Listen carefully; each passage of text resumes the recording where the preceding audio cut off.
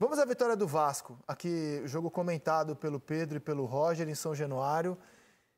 Um Vasco que está com muito apoio, né? A torcida está muito abraçada no time nesse momento. Mais uma vez, né? E até nesse sentido, a vitória de ontem era importante, né? Animicamente, para manter o torcedor ali apoiando o Vasco. A gente já passou aqui no início do programa, um primeiro tempo excelente do Vasco conseguindo ter muita posse de bola. O Fortaleza, eu sempre falo, né, que é um time que consegue se adaptar muito tranquilamente aos diferentes contextos que o jogo oferece. Se é um jogo onde o Fortaleza precisa jogar um pouco mais recuado para agir de maneira mais reativa, consegue fazer bem. Quando o jogo se apresenta de maneira onde o Fortaleza precisa propor, como foi a realidade do segundo tempo, o Fortaleza também consegue fazer. Mas o Vasco conseguiu ter a posse de bola, conseguiu empurrar o Fortaleza para trás. No primeiro tempo, principalmente pelo lado direito, as jogadas saindo com o Peck, com o Marlon, Praxedes aparecendo muito bem como meia pela esquerda, e estava faltando um pouco a participação do Payet, que acabou sendo o jogador que decidiu o jogo. E eu falava na transmissão que acho que era justamente esse diferencial, porque a questão dele pelo lado esquerdo, mais aberto pelo lado esquerdo, acho que tem algumas circunstâncias. Primeiro, eu acho que ele é bem melhor aproveitado na faixa central, encostando como uma espécie de um meia, mais segundo atacante ali por trás do Verratti. E ele aberto pelo lado esquerdo, ele acaba inibindo também uma outra arma muito forte do Vasco na temporada, que são os apoios do Lucas Piton.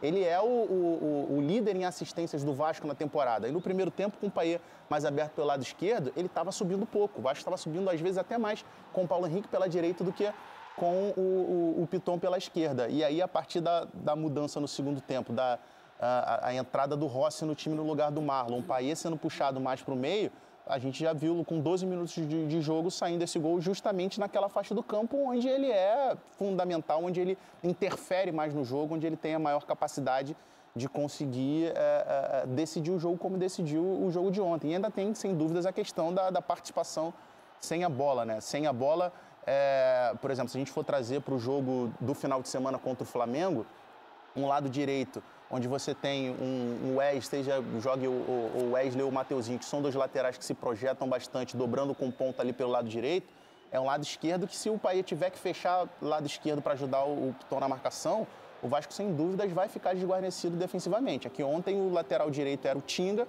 é um jogador que até chega à frente, mas não é exatamente esse jogador do apoio da velocidade, porque o Fortaleza, normalmente, quem abre o campo pelo lado direito é o Pikachu, e do lado esquerdo, o lateral esquerdo, que normalmente é o Bruno Pacheco, mas ontem acabou jogando o Escobar. Mas foi, sem dúvidas, uma atuação excelente do Vasco no primeiro tempo.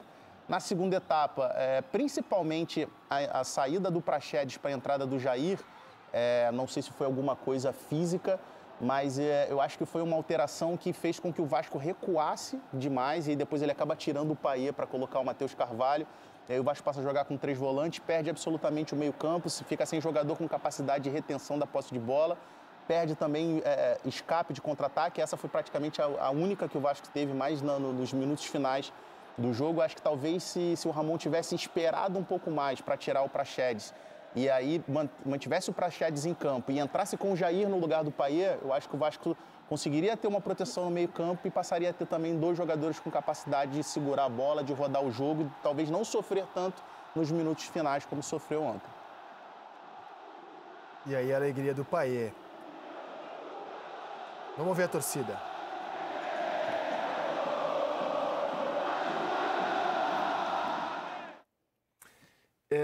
Eu queria contar um pouco a história de como o Vasco se transforma na janela. O Botafogo é um time que se transformou na janela do ano passado. Aliás, a base do Botafogo hoje foi construída na janela de meio do ano. Eduardo, Tiquinho, Perry, Adrielson. E o Vasco é um time com 6 titulares, mais a comissão técnica, que vieram na janela. E dá uma olhada como eles são importantes para essa, vou chamar de arrancada, porque o Vasco ficou 18 rodadas atolado na zona do rebaixamento, conseguiu ter ânimo, ter esperança. Vamos falar agora dessas novidades do Vasco. Vasco não vai baixar, hein? Haga lo que haga, Vasco não vai baixar. Olha, o Vasco contratou na janela 10 reforços e pós-janela foram 6 vitórias em 11 jogos, 3 empates e 2 derrotas. Gol do Grêmio, do Atlético Mineiro, do Fluminense, do Curitiba, do América e do Fortaleza, depois da janela. Chegaram o Maicon, zagueiro, o Jefferson, lateral esquerdo, o Medel, que é titular, o Paulinho, que é titular, o Praxedes, que é titular, o Serginho, atacante, o Sebastião Ferreira, que é atacante, o Verratti, que é o jogador do mês no Campeonato Brasileiro, em eleição feita pela CBF, o Rossi, atacante, e o Payet.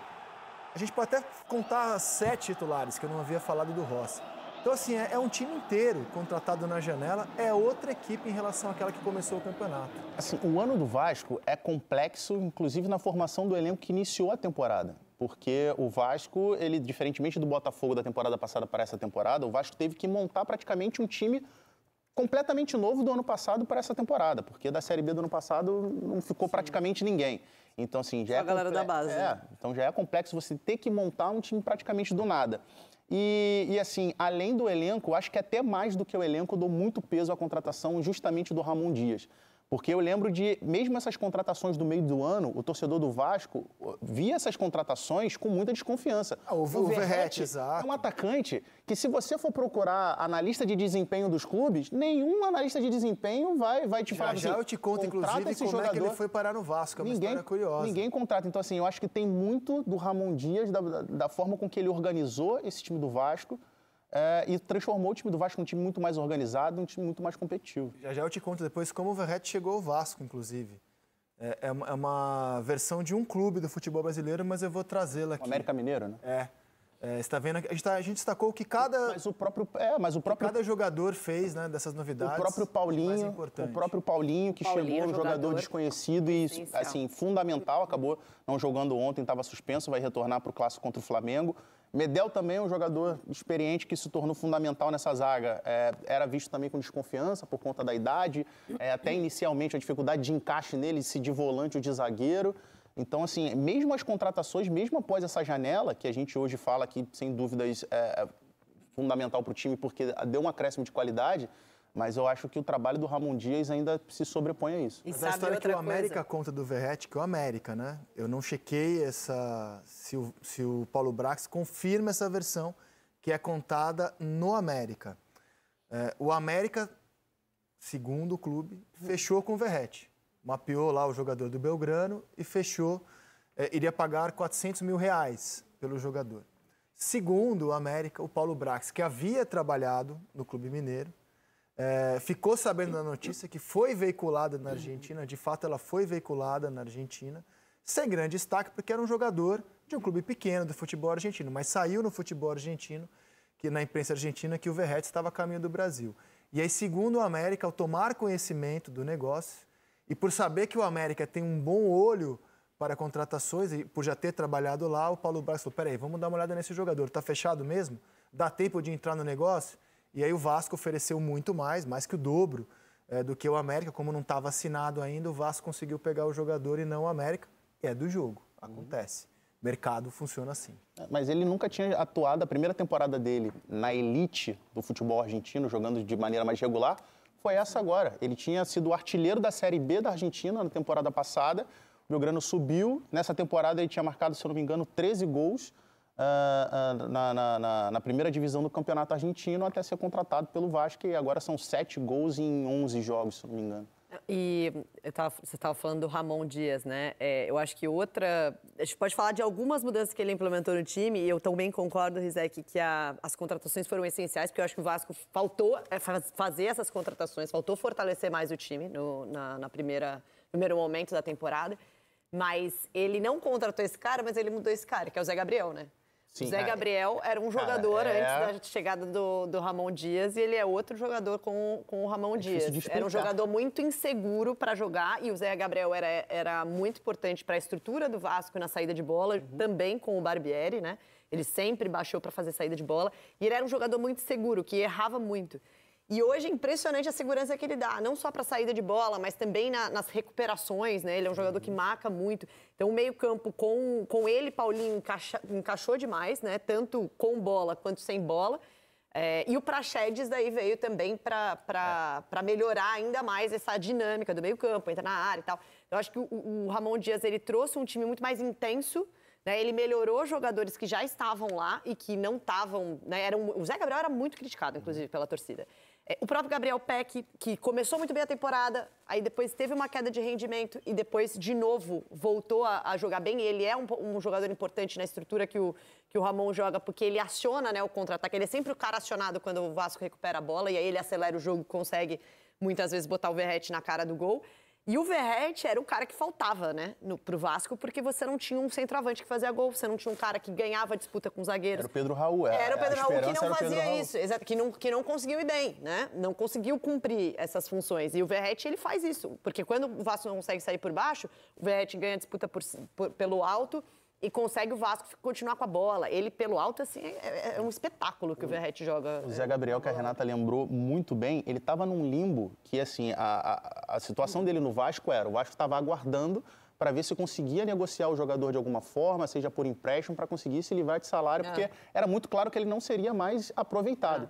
E aí a forma com que ele se torna fundamental no Ramon Dias, no jogo de ontem, por exemplo, o trabalho dele sem a bola foi fundamental porque ele estava fazendo uma marcação quase que individual na saída de bola, subindo para poder pressionar o Caio Alexandre, que é um dos melhores, se não o melhor meio-campista do campeonato, entre os volantes ali do campeonato. É um jogador que lidera o número de passes verticais no campeonato. Então, assim, é um jogador que você não pode de maneira nenhuma deixar ele dominar a bola, virar e ter o campo de frente. Porque aí a forma com que o Fortaleza gosta de trabalhar na velocidade nas transições se torna fatal. Então, ele saía, subia, pressionava, marcava, mordia demais o Caio Alexandre, que ontem fez uma partida, pelo que a gente está acostumado a ver do Caio Alexandre no campeonato, fez uma partida bem abaixo. Roger, e o Payet? O que você achou da atuação do francês ontem?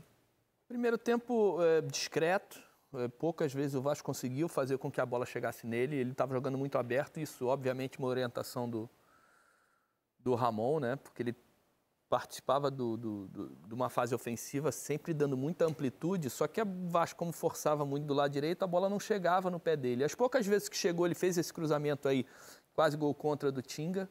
Depois ele tem uma jogada por dentro, que ele aparece por dentro, ele aciona o Praxedes bem também, mas foram poucas as participações. Para um jogador desse tamanho, e que tecnicamente ele é melhor do que os outros, ele enxerga o jogo diferente, passa muito sobre o que eu falei em relação ao Benítez, né? Em relação ao Payet. Ele tem que estar numa zona em que ele carimbe a bola o tempo todo, né? Que ele carimbe o jogo, que ele dê dinâmica, que ele acelere o jogo com os passes que ele tem de mais qualidade, que ele cadencie o jogo em momentos que o Vasco tenha que ter mais aproximação. Aí é como você vai trabalhar isso, como o Ramon entende isso numa questão tática do jogo, né? O que o Vasco precisa em cada jogo. Precisa de mais intensidade no meio-campo, de uma marcação mais pegada? O Payet realmente ele não vai conseguir entregar isso. Mas ele consegue balançar o time do Vasco para deixar o Payet descansar de vez em quando? Por exemplo, ontem ele estava com o Peck do lado direito, ele tinha Marlon, Zé Gabriel, Praxedes e o Payet do lado esquerdo. Numa fase defensiva, ele não conseguia balançar o time e abrir o Praxedes para o Praxedes pegar a subida do Tinga. E aí você segura dois por dentro, Marlon e Zé Gabriel e o Peck, que tem uma recomposição muito mais intensa do que o Payet fazia o lado direito, e você descansava o Payet numa zona mais à frente dos dois volantes. Tudo bem, quero que ele participe da bola do lado esquerdo. Aí quando toma a bola, o Praxedes faz interna, faz uma zona mais interna e abre o Payet do lado de lá. Mas se não fizer isso, se você pedir o Payet essa intensidade louca de vai e vem, ele não vai conseguir te entregar tecnicamente. Ele não vai ter essas participações de gol que o Vasco precisa. Ele não vai conseguir participar de uma maneira intensa como participa Peck, Praxedes, Marlon, que são jogadores de meia que consegue entregar isso. Agora, o que ele pode ser importante? É isso aí, numa chegada mais perto da área, no último passe, numa finalização de média distância, de entender, enxergar uma jogada diferente e deixar alguém na cara do gol. Mas para que ele consiga entregar isso, ele tem que estar um pouco mais descansado, até porque tem 36 anos. Se o Ramon encontrar um desenho que ele consiga dar esse descanso para ele vai ser importante demais. Se não, é difícil ele entregar fisicamente 90 minutos nessa ida e volta louca que o jogo pede. Que jogo legal. Eu estou muito curioso para ver esse Flamengo e Vasco domingo. Eu estou muito curioso para ver como que o Ramon Dias vai montar o time, principalmente o meio-campo do Vasco, com o retorno do Paulinho junto com o Payet. Marlon não joga, né? Não, assim, sim, a entrada natural seria, a entrada natural seria